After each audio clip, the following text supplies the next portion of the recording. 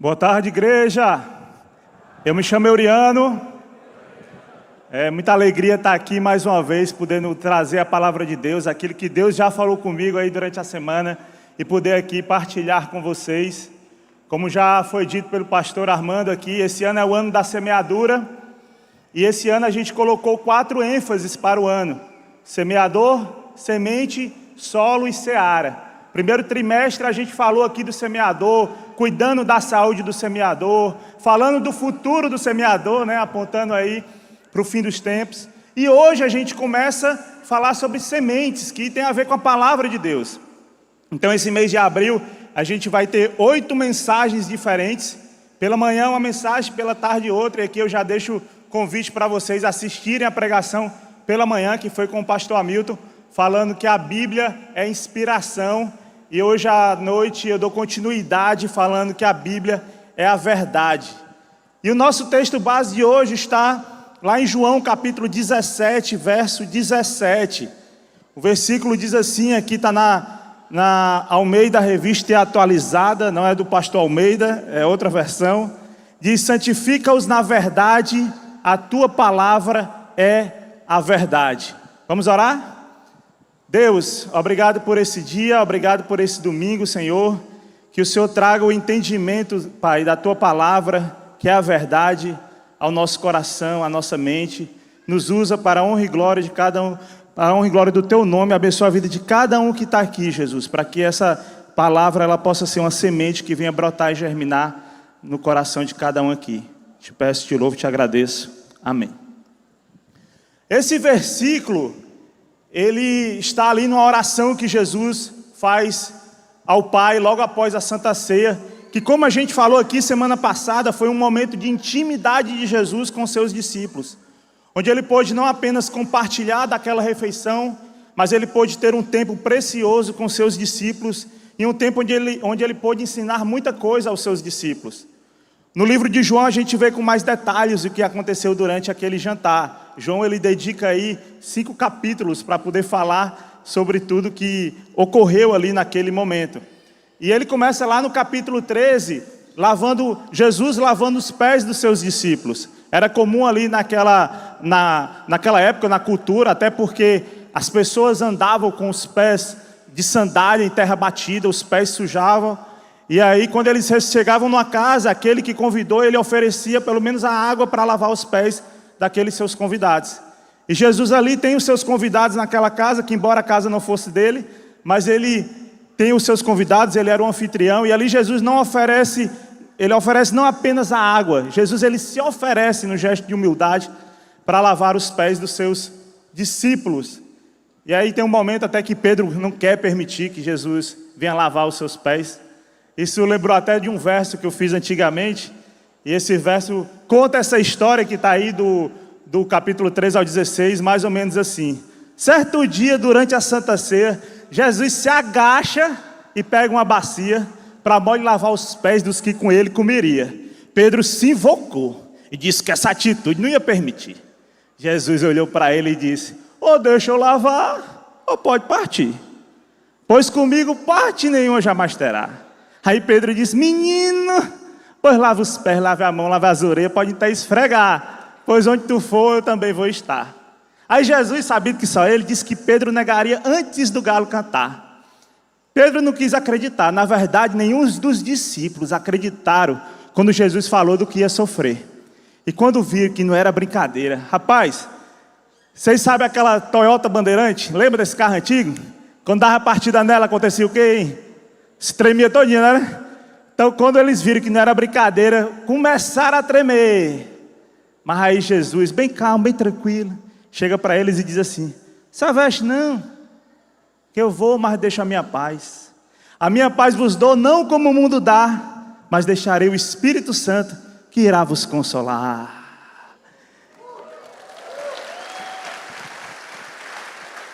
Essa história está ali, de João, do capítulo 3 ao verso 16. Mas ali Jesus ainda fala, além da negação de Pedro, Jesus fala da traição de Judas. Jesus fala que preparará um lugar para nós nos céus. Jesus ele fala da vinda do Espírito Santo. Jesus ele se despede dos seus discípulos. Quando chega no capítulo 17, aí Jesus começa uma outra conversa, mas dessa vez não mais com seus discípulos. Até então, Jesus está batendo um papo ali com seus discípulos e falando dos propósitos do Pai para os seus discípulos. Agora Jesus ele encerra aquele papo com seus discípulos e fala com o Pai a respeito dos seus discípulos, ali em João capítulo 17. E no verso 14, a partir do 14, ele diz assim: eu lhes tenho dado a tua palavra, e o mundo os odiou, porque eles não são do mundo, como também eu não sou. Não peço que os tires do mundo, e sim que os guardes do mal. Eles não são do mundo, como também eu não sou. Santifica-os na verdade, a tua palavra é a verdade. Jesus está dizendo nesse momento que ele transmitiu aos seus discípulos aquilo que vem do Pai. A palavra é de Deus.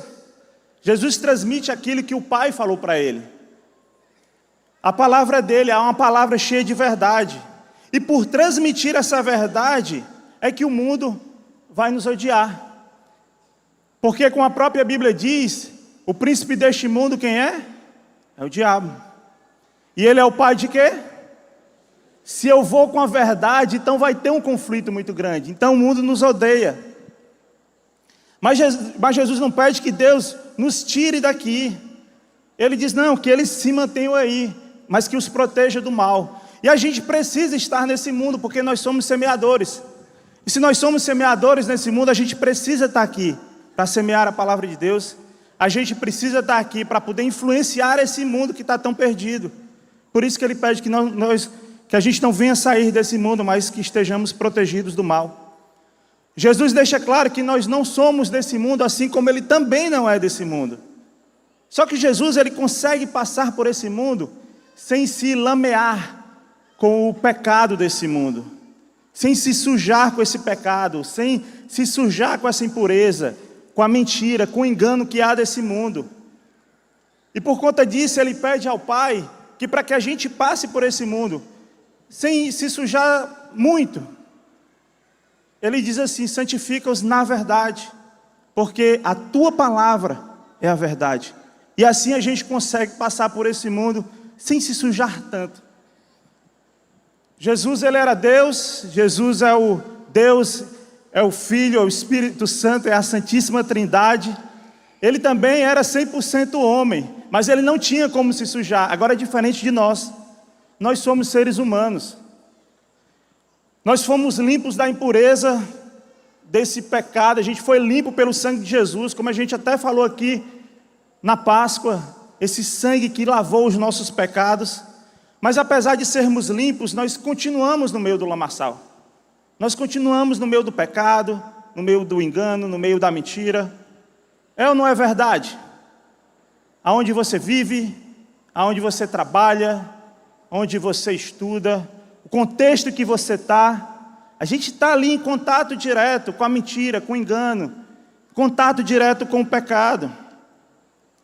Essa semana eu estava conversando com o Gabriel, um amado irmão aqui da nossa igreja, e ele disse que quando se converteu foi um choque para ele, porque a vida que ele tinha, o meio em que ele convivia, era um meio de muita mentira, um meio de muita enganação. O trabalho dele exigia isso, mas aí ele não sabia mais como é que ele ia voltar. E agora? Eu me converti, agora eu sou uma nova criatura. Como é que eu vou voltar para esse meio? Como é que a gente volta para um ambiente de pecado, um ambiente de mentira, de enganação, se a gente não estiver santificado na verdade, gente? Se a gente não estiver santificado através disso aqui, da palavra da verdade, todos nós devemos estar ser santificados na verdade, porque essa verdade aqui ela é imutável. Essa verdade ela permanece como verdade para sempre.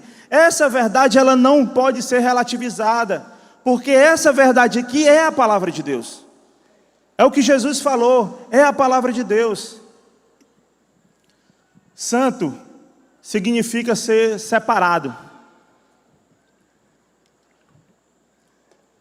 Agora existe um entendimento de que ser santo é viver totalmente separado, dentro de uma bolha, enclausurado nessa bolha, onde eu só convivo com crentes, onde a minha relação é só com crente, e a relação que eu tenho com aqueles que estão fora dessa bolha, muitas vezes é uma relação de desprezo, de acusação, ou na melhor das hipóteses, uma relação proselitista, ou seja, eu me relaciono para trazer para a minha religião ou trazer para a minha igreja.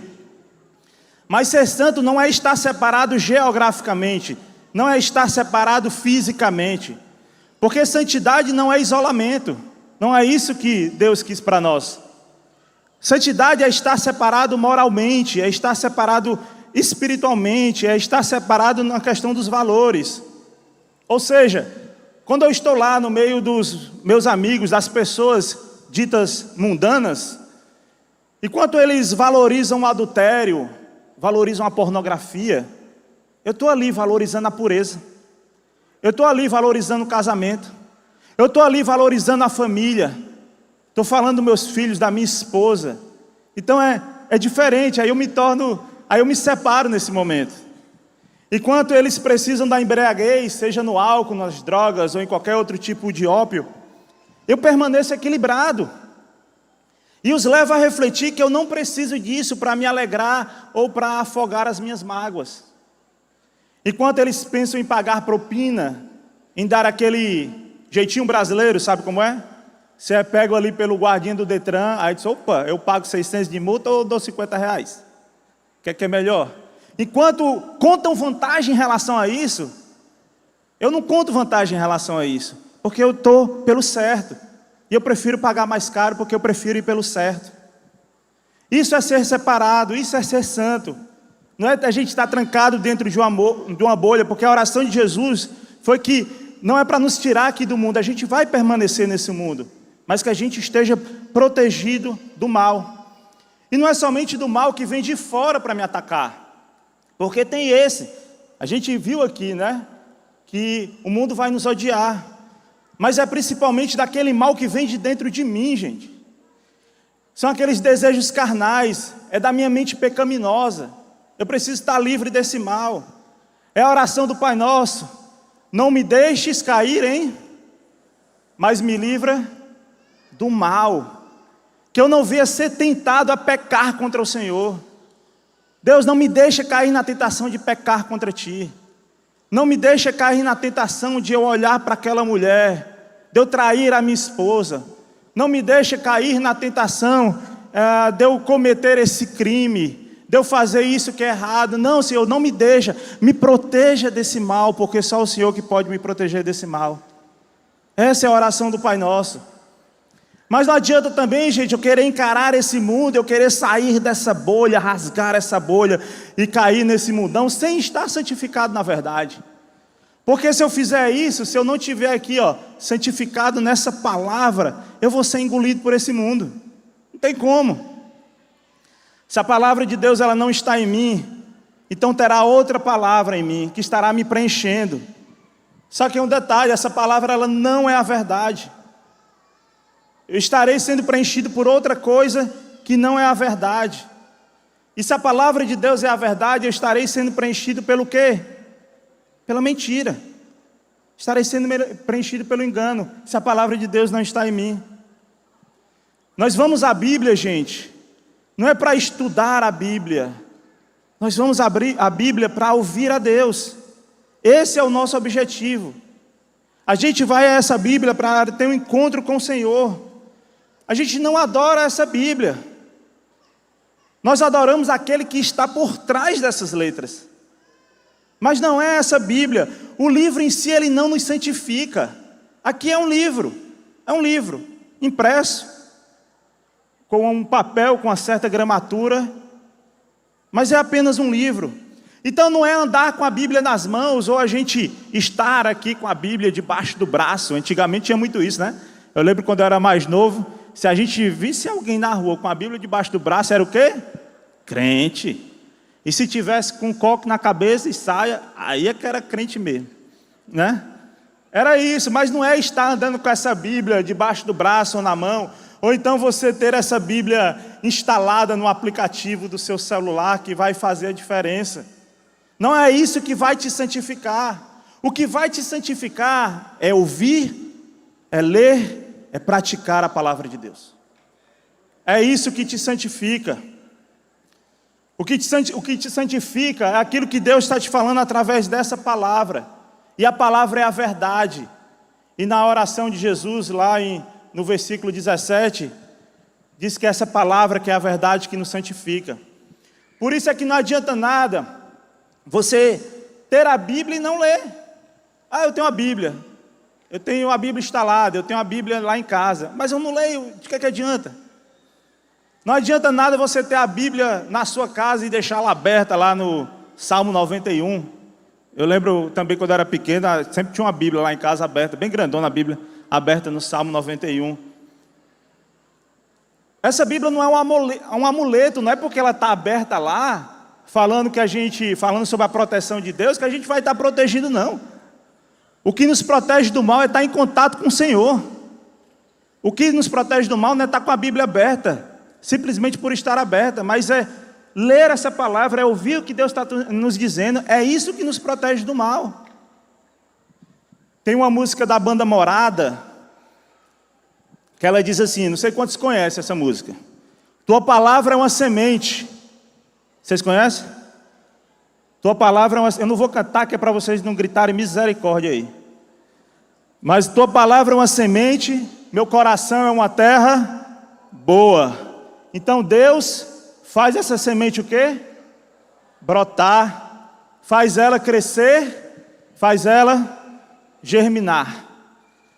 Santificar na verdade é fazer com que essa semente, que é a palavra de Deus, ela entre pelo meu ouvido, pelos meus olhos, na minha leitura, e ela venha brotar e germinar na minha mente e no meu coração. Isso é santificar na verdade. É por isso que a gente tem que ter acesso a essa palavra, porque os nossos olhos e os nossos ouvidos têm tido acesso a muitas outras coisas que não é a verdade. Tem sido plantada muita mentira, muito engano, que parece que é verdade. Tem a aparência de verdade, mas não é a verdade. Tem sido plantado muita coisa que a gente... Isso aí deve estar na Bíblia. Aí você não lê, você não sabe se está ou se não está. Só que não é, porque é fake news. O mundo ele vive a mentira porque ele ainda não conheceu a verdade de verdade, entende?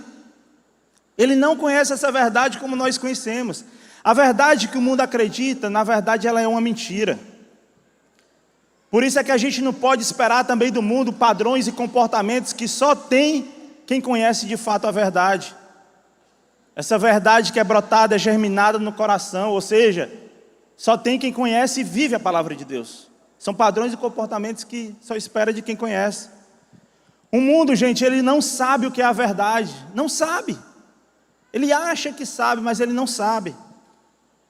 Cerca de 400 anos antes de Cristo, um homem chamado Sócrates, considerado por muitos como o pai da filosofia, ele era tido naquela época como o homem mais sábio do mundo ali. Ele recebeu esse título.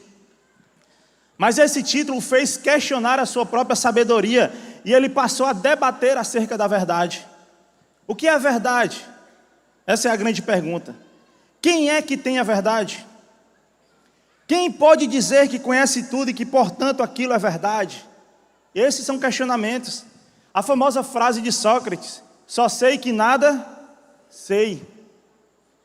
E assim ele dedicou a sua vida inteira na construção de diálogos com outras pessoas que ele considerava também sábio, em busca dessa verdade, em busca da verdade, em busca do conhecimento. Mas Sócrates morre sem encontrar essa verdade absoluta. Ele não encontrou, ele buscou, mas ele não encontrou. Então, meu irmão, você pode ler a Bíblia de ponta a ponta, você pode conhecer toda a teologia, você pode conhecer toda a filosofia, toda a sociologia, toda a antropologia, qualquer ciência que venha aí na sua cabeça, você pode conhecer tudo isso, mas não é isso que te faz sábio, não é isso que te faz conhecedor da verdade, não é.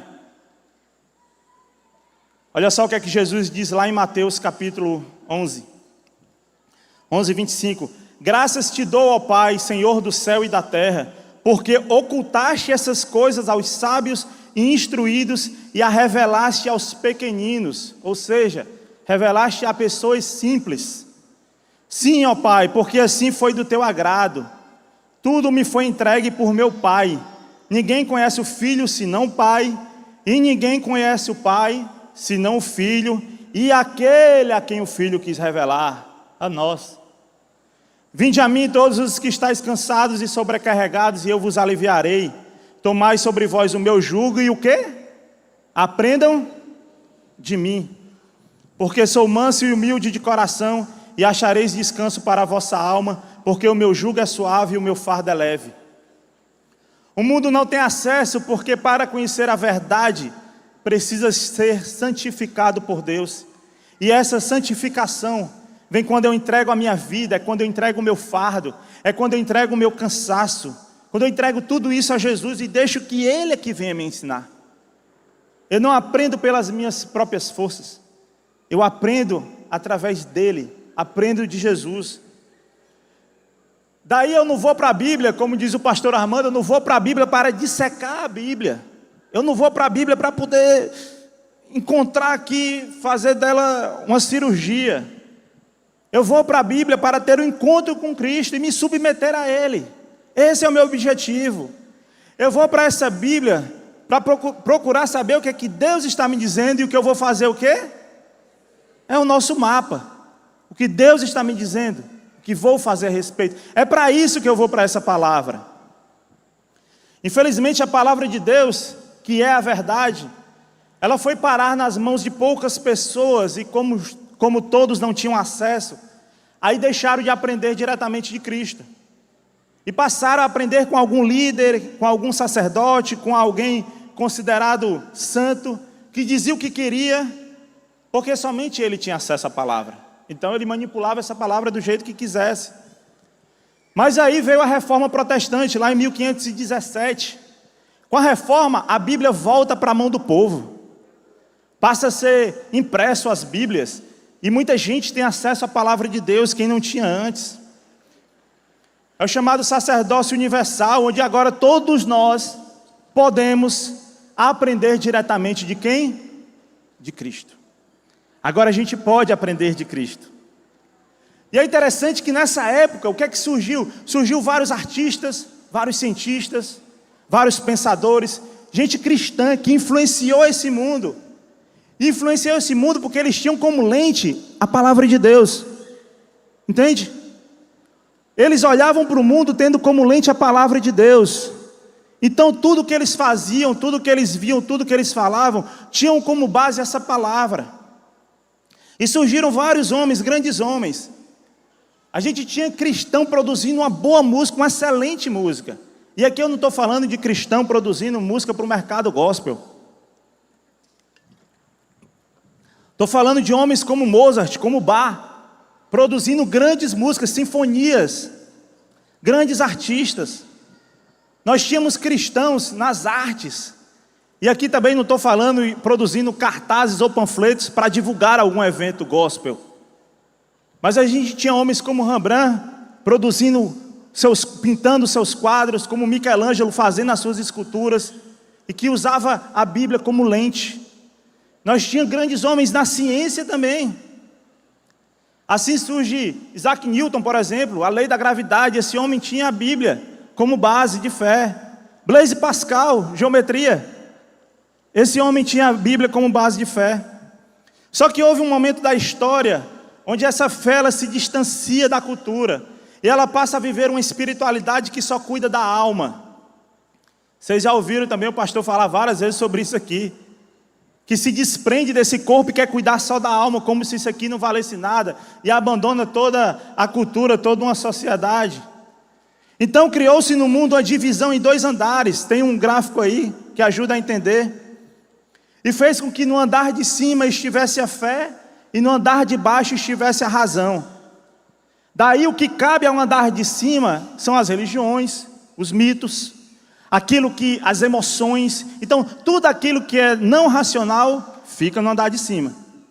Já tudo aquilo que é racional vai para o andar de baixo. Então o conhecimento, a verdade, a ciência, tudo isso vai para o andar de baixo. E esses andares eles não dialogam entre si. Aí o que é que acontece? Cria-se uma disputa entre ciência e Deus. Então não se pode falar de Deus na ciência, ou então não se pode falar de ciência quando está falando de Deus. Cria-se uma disputa entre fé e razão. E os defensores dessa disputa diziam que a única verdade que valia era a verdade científica. Pronto. E como ela não pode provar a existência de Deus, é porque Deus não existe. Aí é muito cômodo, né? Então, se a verdade que vale é a minha verdade enquanto cientista, e se eu não consigo provar que Deus existe, é porque Ele não existe. Não existe para mim, não existe para você, não existe para ninguém. Aos poucos foram matando Deus, entende? Foram querendo essa morte de Deus, dizendo que nós não precisamos dele na nossa vida. Daí, nesse momento, a Bíblia ela passa a ser desacreditada. A Bíblia ela é colocada muito mais como um conto de fadas, como um mito, para que as pessoas não venham encontrar a verdade absoluta. E se contentem com a verdade que é relativa, uma verdade imposta pelo homem, pelo mundo, uma verdade imposta pela razão. Isso aconteceu aí por volta do século XVIII. Davi diz assim no Salmo 19: as instruções do Senhor são verdadeiras e todas elas são corretas. São mais desejáveis que o ouro, mesmo o ouro puro. São mais doces que o mel, mesmo o mel que goteja do favo. São uma advertência para teu servo, grande recompensa para quem os cumpre. Quem é capaz de distinguir os próprios erros? Aí fica essa pergunta: quem é capaz de distinguir os seus próprios erros? Você é capaz? Por você mesmo distinguir os teus próprios erros? Eu não sou capaz. Por mim mesmo eu não sou.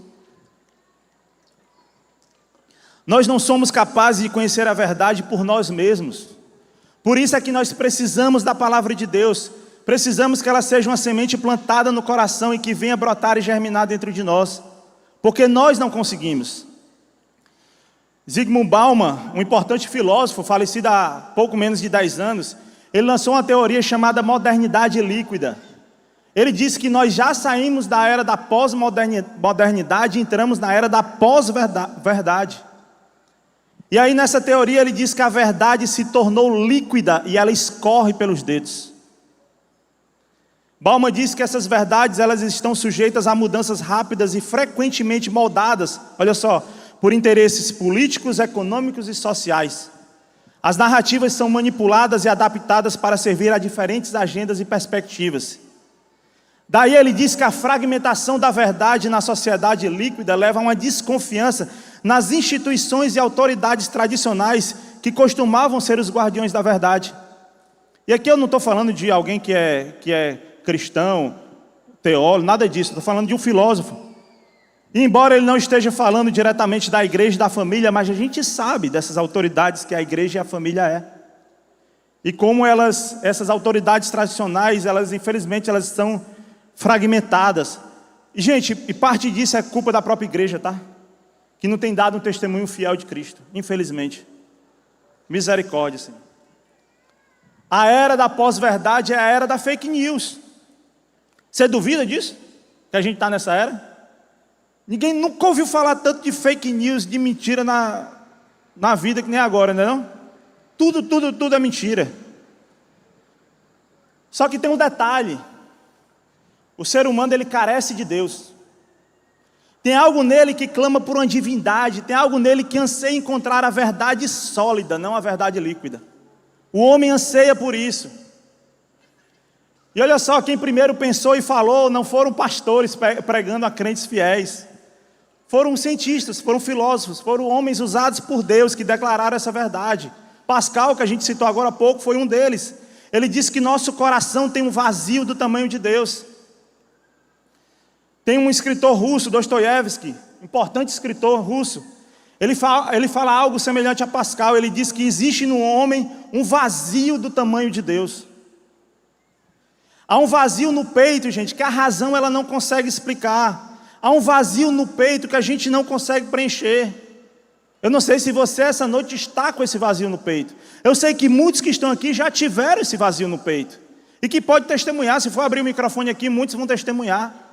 É um vazio que não consegue preencher de forma alguma. Não consegue, procura em tudo, procura em todos, mas não consegue preencher. Aí por conta disso, o homem que está afastado de Deus, ele vai em busca de um ídolo para preencher. Aí é onde surge a busca pelo álcool, a busca pelas drogas, a busca pelo sexo, busca por aceitação, busca de uma identidade, porque perdeu-se a identidade, busca de uma verdade que ele não encontra, porque essa verdade só pode ser encontrada em quem? Em Jesus. É nele que a gente encontra. O vazio no peito, ele tem um tamanho muito específico, gente. Eu tenho uma filha de 7 anos e um menino de 1 ano. Então tem brinquedos espalhados pela casa. Quem é pai aqui sabe disso, né? Tá arrumadinho só no dia que vai visita, né? Aí no dia que não vai, tá tudo espalhado. Aí você pisa numa peça daquela ali, chega, machuca o pé. Então, tem um monte de bloco de encaixar. Aí quando a gente vai recolher os blocos de encaixar, onde é que encaixa esse negócio? Que você não consegue encaixar, porque é 1001 forma diferente e não se encaixa de jeito nenhum. Aí você fica logo com raiva, joga tudo dentro do saco e pronto, que fica mais fácil. Mas a gente tem um vazio no nosso peito, tem um formato aqui, que não tem peça que encaixe.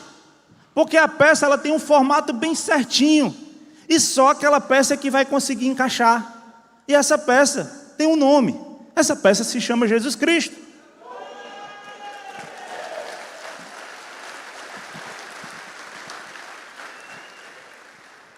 Criaram no mundo 2 caminhos, o caminho da fé e o caminho da razão. Mas o que Jesus disse para nós é que não tem caminho A e nem caminho B. Se a gente for escolher uma letra para dizer qual é o caminho, eu diria que é a letra C, que é a letra de Cristo. Esse é o caminho, porque Ele mesmo disse lá em João capítulo 14, verso 6. Eu sou o caminho, a verdade, ninguém pode vir ao Pai a não ser por mim.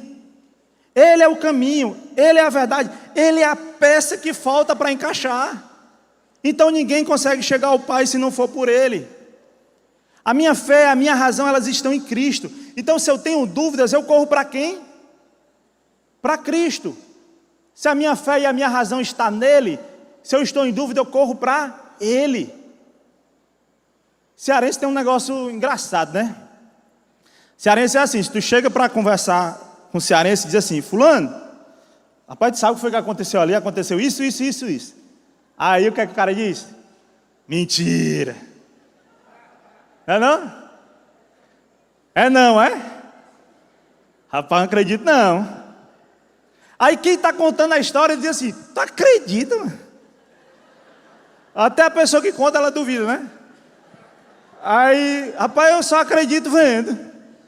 Eu fico imaginando Maria Madalena, foi lá no túmulo, viu o túmulo aberto e tal, não tinha Jesus, não estava mais lá, Jesus ressuscitou, ela se encontra com Jesus, aí ela corre para casa para os discípulos. Chega lá, gente, tem que contar um negócio para vocês. Que foi, Maria, pelo amor de Deus? Jesus ressuscitou.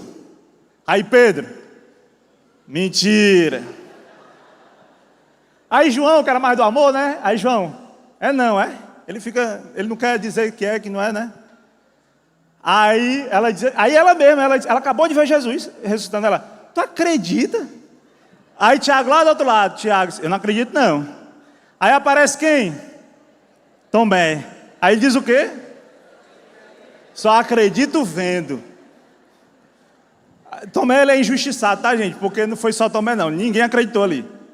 Aí a culpa cai no Tomé, né? Só que a fé de Tomé não foi suficiente. Mas olha só, Jesus, ele volta uma semana depois, ele vai até Tomé para poder mostrar ali as marcas dos pregos na sua mão, para que Tomé viesse a crer com a sua razão. Então, se eu estou em dúvida, eu corro para quem, gente? Eu corro para Cristo. Porque Jesus é o único, Ele é o caminho que conduz à verdade. Ele é o caminho que conduz à verdade. Para onde correremos, se não para o Senhor? Em busca de uma verdade que não é uma verdade líquida. Mas essa busca não pode ser só uma corrida em busca de conhecimento. Essa é uma corrida em busca de encontrar Deus. É uma corrida em busca de se relacionar com Cristo, para que a gente possa encontrar a razão da nossa vida. Essa é a nossa caminhada, essa é a nossa corrida. Lá em João capítulo 5, verso 39, Jesus diz para aqueles que querem conhecimento sem relacionamento com Ele. Ele diz, vocês estudam minuciosamente as Escrituras, porque creem que elas lhe dão a vida eterna. Mas as Escrituras apontam para mim, e no entanto vocês se recusam a vir a mim para receber esta vida. Quantos de nós não estamos estudando as Escrituras sem querer ter relacionamento com Cristo? Não dá, gente. A gente vai na palavra de Deus para ter um relacionamento com Cristo. Lá no capítulo 8, verso 32, Jesus diz: conhecerão a verdade e a verdade vos libertará. A verdade que liberta não é a promessa de nenhum pastor, de nenhum padre. A verdade que liberta não é o estudo de alguma ciência. A verdade que liberta não é a palavra de algum político. A verdade que liberta tem nome e se chama Jesus Cristo. E nós temos acesso diretamente a Ele através da sua palavra. Do Gênesis ao Apocalipse, Jesus está lá. Jesus está lá no princípio. Ele é a palavra que faz com que tudo aquilo se crie. No princípio era o verbo era Deus, o verbo estava com Deus. João fala sobre isso. Chega lá em Apocalipse, é Ele que vai enxugar dos nossos olhos todas as lágrimas. De Gênesis a Apocalipse, Ele está lá, então leia. Quer ter um encontro com Jesus? Leia. Está aqui, está bem pertinho de você. Está no seu celular, inclusive. Leia. Uma verdade que não é líquida, mas é palpável. Como também disse João, só que na sua primeira carta de João, capítulo 1. Proclamamos a vocês aqueles que existia desde um princípio, aquele que ouvimos e vimos com os nossos próprios olhos e tocamos com as nossas próprias mãos. Ele é a palavra da vida, é palpável, não é líquida. Essa verdade, ela existe. E deixa eu te dizer uma coisa, mesmo que você esteja aqui, você nunca tenha aceitado Jesus como seu Senhor e Salvador. Se você for para esse texto, não com o objetivo de estudar esse texto de forma acadêmica, científica, ou para provar alguma coisa, mas se você for para esse texto em busca de encontrar a Jesus, Ele vai se revelar para você. Eu já escutei diversos testemunhos de pessoas que aceitaram Jesus através da leitura da palavra, porque ao ter contato com essa palavra, eles descobriram a verdade, porque essa palavra não é nossa, essa palavra não é de homens, embora seja escrita por homens, mas ela é inspirada por Deus, como o pastor Hamilton falou essa manhã, e essa palavra é a verdade. E é aqui que entra o papel do Espírito na nossa vida, para nos fazer entender e clarear essas verdades bíblicas. O apóstolo Paulo diz lá em Efésios capítulo 1, verso 18.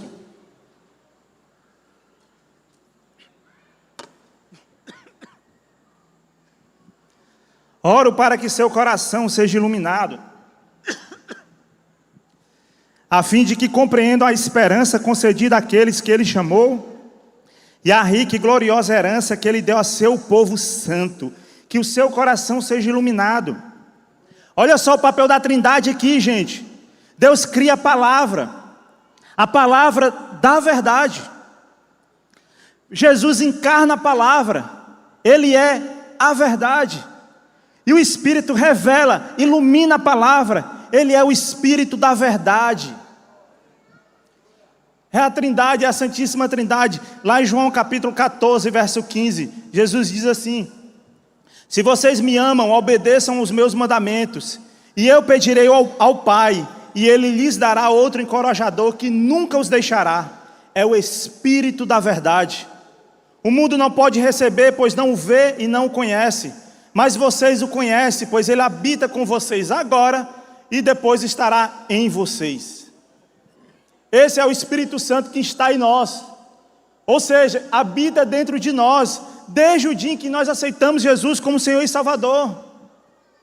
Ele não vem depois, Ele não chega depois, Ele está em nós, Ele habita em nós. E quando nós nos submetemos a Ele, nós passamos a compreender melhor aquilo que Deus nos falou, passamos a compreender melhor aquilo que Jesus encarnou. Basta a gente se submeter ao Espírito Santo, aí a gente compreende. Embora muitos reduzam o papel do Espírito Santo a uma manifestação em línguas estranhas, o papel do Espírito que mais se manifesta em nós é a compreensão daquilo que Deus está nos dizendo. João capítulo 16, verso 13. Quando vier o Espírito da verdade, Ele os conduzirá a toda verdade. Quem conduz é o Espírito Santo. É por isso que quando você lê a Bíblia, mesmo sendo um texto que você já passou diversas vezes por esse texto, você leu 10, 20, 30, 40, 50 vezes, sempre tem algo novo Deus está te falando algo novo através daquele texto. Porque é o Espírito Santo que conduz. Se for só um livro de história, é chato, eu já li, eu já sei a história. Virou spoiler para mim, que eu já sei. Jesus já morreu, Jesus já ressuscitou, acabou, não leio mais. Mas não é para isso que a gente vai à palavra de Deus. A gente vai para ter um encontro com Cristo. E aí, como é o Espírito da verdade que conduz esse encontro, aí ele traz aquela palavra que você está precisando, porque ele te conhece. Ele habita em você. Ele está em você. E aí ele te conduz para aquilo que Deus está querendo falar para você. Não é o que Deus está querendo falar para o outro, para Beltrano, Cicrano. É o que Deus está querendo falar para você. Então basta você ir a essa palavra, que é o Espírito que te conduz, porque Ele conhece o que você está passando. Ele sabe o que é que você precisa ouvir e Ele vai te conduzir num versículo que você nunca imaginou que fosse te conduzir a isso. Até porque o tal versículo já falou com você de diversas outras maneiras, mas vai te falar de uma maneira diferente. Portanto, meu irmão, quando você for à Bíblia, não vá de qualquer jeito. Não vá só para cumprir uma tarefa e ticar que você completou aquele versículo do dia. Não faça isso. Antes, se submeta ao Espírito da verdade. Se submeta ao Espírito Santo, para que assim você consiga compreender a verdade de Deus e que você seja santificado nessa verdade. Seja assim, vá dessa forma. Não é com carreira, ninguém faz nada com carreira. A gente vai meditar na palavra de Deus e assim a gente vê o que é que Deus está querendo nos falar, para que a gente possa fazer algo a respeito. Quando você faz isso, a Bíblia ela nunca fica ultrapassada, nunca. A Bíblia sempre será nova. Sempre será um renovo para a nossa alma, para a nossa vida, sempre.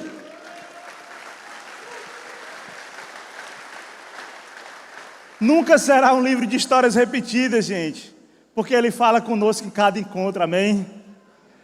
E eu já estou finalizando aqui, eu quero deixar 2 desafios aqui para você, quero que você atente para isso. Primeiramente, o desafio é para você que está aqui essa noite e que o seu coração está com aquele buraco, aquele vazio, que você não encontrou a peça ainda para encaixar, sabe? Primeiro convite é para você que está buscando essa peça aí em todo canto e você coloca e não dá, e você coloca e não dá. Aí você força uma peça, mas acaba te machucando porque ela não foi feita para estar ali. Ela não foi feita para estar ali. Porque a peça tem um tamanho certo. Então se você está aqui essa noite e você nunca aceitou Jesus como seu Senhor e Salvador, e que você está em busca de preencher esse vazio que está na sua alma, então você possa levantar a mão aí e aceitar Jesus como seu Senhor e Salvador. Se tiver alguém aqui, aleluia, aleluia, receba um abraço da nossa igreja. Agora sim você encontrou a peça que faltava. Agora ela vai encaixar bem direitinho aí no seu peito, no seu coração. Se você ainda sente isso, se você está aqui e ainda está sentindo esse vazio, hoje é o seu dia. Você encontra essa peça hoje aqui. Jesus, Ele quer preencher o vazio que está aí no teu coração. Eu peço que esses irmãos possam vir aqui na frente para que a gente possa orar aqui com eles. Enquanto caminham aqui, fica o outro desafio aqui, aí é para todos nós. Essa semana, gente, procure ouvir mais da palavra de Deus. Procure ouvir um pouco mais da palavra de Deus, que é a verdade. Ouça menos as outras 1001 palavras que existem aí pelo mundo. Corte um pouco disso aí, porque essas palavras, ela não tem como brotar e germinar na sua vida. Não tem, mas a palavra de Deus tem. A gente dá muita atenção a filmes, a séries, a livros, a WhatsApp, Instagram, Telegram, Twitter, TikTok, podcast, noticiário de TV. É tanta coisa, tanta palavra que tem inundado a nossa mente e o nosso coração. Ter informação é bom, é muito bom. É muito bom ter informação. Só que esse excesso de informação tem adoecido as pessoas. Tem deixado as pessoas ansiosas, deixado as pessoas iradas, intolerantes, apreensivas, com medo. Isso tem acontecido porque essas palavras não são a verdade. Entende? Isso acontece porque essas palavras não é a verdade que liberta. Já com a Bíblia é diferente, gente. Quando você vai para ela da maneira correta, em busca de encontrar a Deus, Ao invés da doença, a gente encontra o quê? A cura. Ao invés do ódio, a gente encontra o quê? Amor. Ao invés de ansiedade, a gente encontra tranquilidade. Ao invés de impaciência e intolerância, a gente encontra longanimidade. Os efeitos são outros, porque essa é a verdade que liberta. Então esse é o desafio para você, para que você faça isso essa semana. Cale mais essas outras coisas. Às vezes seu celular está no silencioso, mas ele não está, ele está falando muito. Cala isso, para que você possa ouvir mais a palavra de Deus, amém? Vamos orar então. Deus, obrigado Jesus, obrigado por esse dia, obrigado por essa noite. Obrigado pela tua palavra, que é a verdade que inunda o nosso coração. Deus, obrigado porque nós encontramos essa verdade. Obrigado porque nós encontramos o Senhor, a peça que faltava em nosso peito vazio.